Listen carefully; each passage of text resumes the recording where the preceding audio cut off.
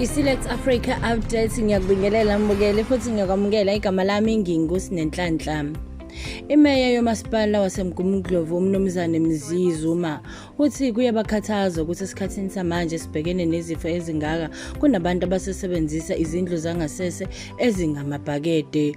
Uthi impela bomasipala bazokwenza konke okusemandleni ukuthi liqedwe lolu hlelo lwamabhakede kepha kusetshenziswe indlela yesimanje. Uthi izidingo zomphakathi kanye nempilo yabantu iza kuqala, ngakho ke umsebenzi kumele wenziwe, nabo bazosebenza ngokuzikhandla ukubeka umphakathi noma izidingo zomphakathi phambili.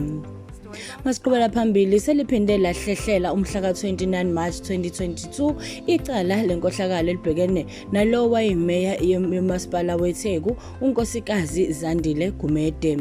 uGumede kanye nabanye basolwa noma-ke asolwa nabo basolwa-ke ngokubandanyeka enkohlakalweni yokuqemuza imali yethenda lokuthutha umfucuza kadoti engaphezulu kuka-55 million wamarandi. uGumede kuze kube manje uyaziqhelelanisa nalezi insolo njengoba kusaqhubeka uphenyo kwamayelana nalolu daba. Kanti umeya wesifunda iZululand District uKhansela Thulasizwe Buthelezi usenxuse ukubona zonke izingcukaca zabasebenzi balomkhandlu abaqoqobele izikhundla zobumenenja. uButhelezi njengoba esengenile ehhovisi ihlandla lesibili usekubeke kwacaca ukuthi isazogaya ngomunye umhlathi njengoba lomkhandlu kuzolandelwa yonke imigudu yokuqashwa kabantu.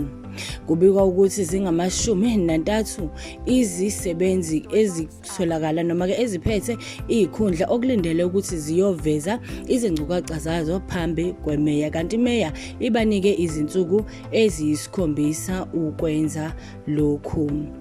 Khona kusenjalo usihlalo we-EFF khona la KwaZulu-Natal uMnumzane Vusikhoza usigxekile leli senzo, uthi impela ngeke kungenzeka kanjani lokho ukuthi umeya afune ingcukaca ekubeni esebuyela ihlandla lesibili kulo masipala. Uthi nje cha, ingoba nje unogqubu nabathile afisa ukubakhipha ezikhundleni. Kanti masiphetha inhlangano elwa nezifo ezithathelanayo National Institution for Communicable Disease ethi bangu 4,373 ukuthi umeya afune ingcukaca ekubeni esebuyela ihlandla lesibili kulo masipala. Uthi nje cha, ingoba nje unogqubu nabathile afisa ukubakhipha ezikhundleni. Kanti masiphetha inhlangano elwa nezifo ezithathelanayo National Institution for Communicable Disease ethi bangu 4,373 abantu abatheleleke nge-COVID-19 kulesi sikhathi.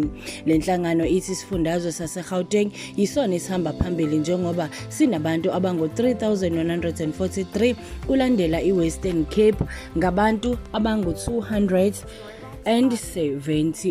Le nhlangano ithi izibalo zabantu ziyakhuphuka impela ngenxa yehlandla lesine nobe kuvele kulindelekile ukuthi kungenzeka liqale uma kuqala uDisemba. Izona mbukeli sekuphathele zona ngalesikhathi nakanjani zizoba khona ezinye ngesikhathi esilandelayo. Sekucela ukuthi ungene epagini lethu iSelect Africa TV Update, ulike, usubscribe, uphinde futhi ucommente kwi-comment section yethu. Le iSelect Africa TV Update.